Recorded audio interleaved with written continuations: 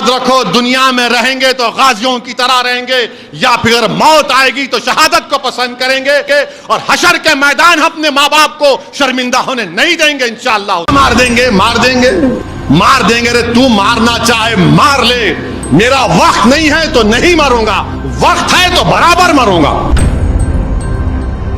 اور میں ان شیطانی طاقتوں سے کہہ رہا ہوں جو بولے مار دیں گے، ایک بات یاد رکھو، میں کوئی مرغی کا بچہ نہیں ہوں، ایک بات یاد رکھو، مرغی کا بچہ نہیں ہوں۔ بات کے حالات تم جانو، پھر میں اتنا آسانی سے جانے والا نہیں ہوں، پیٹھ نہیں دکھاؤں گا انشاءاللہ تعالی۔ تم کیا تمہارے باپ بھی آ جائیں گے تو سامنے ٹھہروں گا میں انشاءاللہ تعالی۔ تم زہر دے کے مارے انہوں شہید ہو گئے، تم 2 فیٹ کے سے گولی مارے وہ شہید ہو گئے، اور شہید تو قرآن میں اللہ بول رہا ہے ان کو مردہ مت کہو، تم جب مرو گے تم مردہ رہو گے انشاءاللہ۔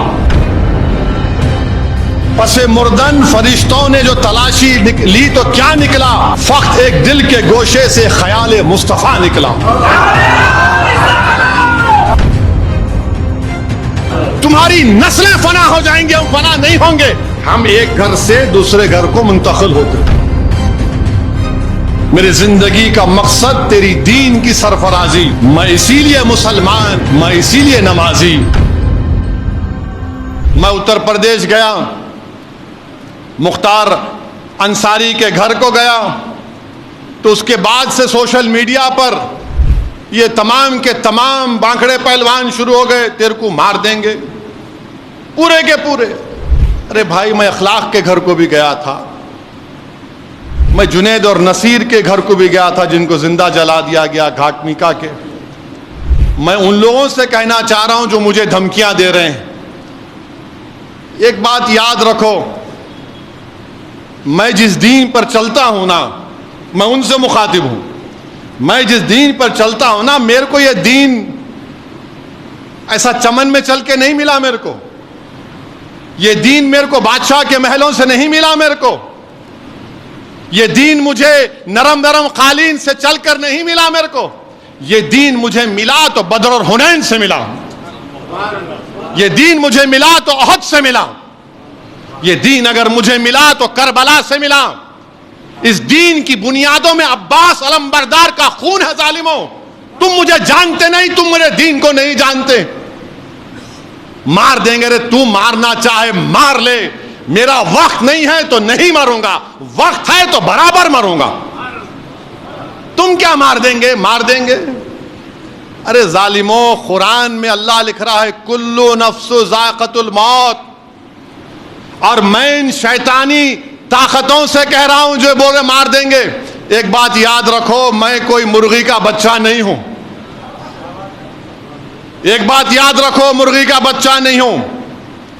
بات کے حالات تم جانو، پھر میں اتنا آسانی سے جانے والا نہیں ہوں، پیٹھ نہیں دکھاؤں گا انشاءاللہ تعالی۔ تم کیا تمہارے باپ بھی آ جائیں گے تو سامنے ٹھہروں گا میں انشاءاللہ تعالی۔ مگر یاد رکھو، مومن فنا نہیں ہوتا، مومن فنا نہیں ہوتا۔ اب کیسے نہیں ہوتا؟ موت کیا ہے؟ زندگی اور موت ایک حقیقت ہے نا، زندگی اور موت کے درمیان میں ایک حجاب ہے۔ تو ایک گھر سے دوسرے گھر کو جائیں گے آپ، تو فنا کیسے ہوئے؟ ایک گھر سے دوسرے گھر کو جا رہے آپ اور ہم، تو فنا کہاں سے ہوئے؟ تم فنا ہو جاؤ گے، ہم فنا نہیں ہوں گے انشاءاللہ تعالی۔ تمہاری نسلیں فنا ہو جائیں گے، ہم فنا نہیں ہوں گے، ہم ایک گھر سے دوسرے گھر کو منتقل ہوتے۔ مستدراک ایک حدیث کی مشہور کتاب ہے، عمر بن عبدالعزیز رضی اللہ تعالیٰ عنہ کہتے ہیں کہ آخرت کی زندگی کی تیاری کرو، مومن فنا نہیں ہوتا، وہ ایک گھر سے دوسرے گھر کو جاتا، ایک گھر سے دوسرے گھر کو جاتا ہے۔ تو موت سے ڈرنا نہیں ہے، مگر ڈرنا اس بات سے کہ موت کے بعد کیا ہوگا، جب خبر میں جائیں گے، جب حساب کتاب ہوگا، جب پوچھا جائے گا، جب تم سے اور ہم سے پوچھا جائے گا، اور انشاءاللہ تعالی جب ہم کو رسول اللہ صلی اللہ علیہ وسلم کا چہرے مبارک دکھا جائے گا تو ہم پکار کر کہیں گے یہ میرے آقا ہیں، انشاءاللہ میں ان کا امتی ہوں، یہ محمد صلی اللہ علیہ وسلم ہے۔ ہم ایک گھر سے دوسرے گھر کو منتقل ہوتے. مارنا ہے مارو, کیا کرنا ہے کرو. تم زہر دے کے مارے انہوں شہید ہو گئے, تم زہر دے کے مارے انہوں شہید ہو گئے, تم 2 فیٹ کے سے گولی مارے وہ شہید ہو گئے.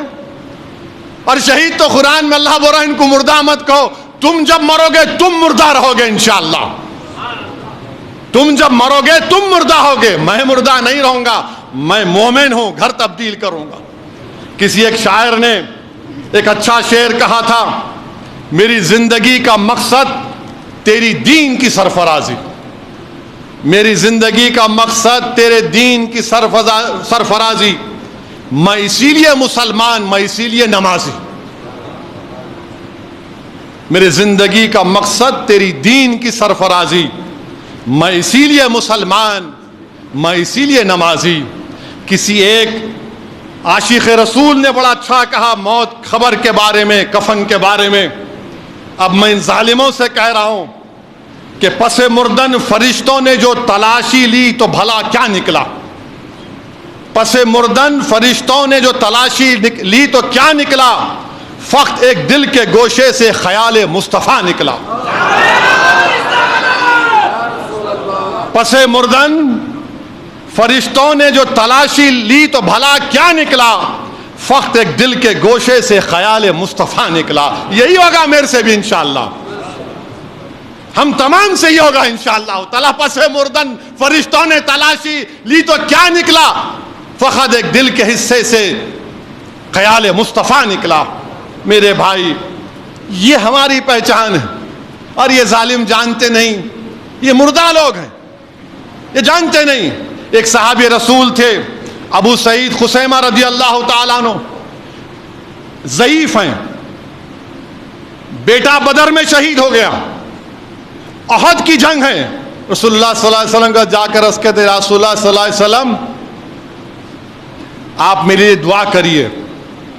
اللہ کے رسول صلی اللہ علیہ وسلم پوچھتے ہیں کیا دعا کرنا چاہیے, تو بولے رسول اللہ صلی اللہ علیہ وسلم دعا کریے کہ میں احد کے جہاد میں شریک ہو سکوں اور مجھے اللہ شہادت دے دے.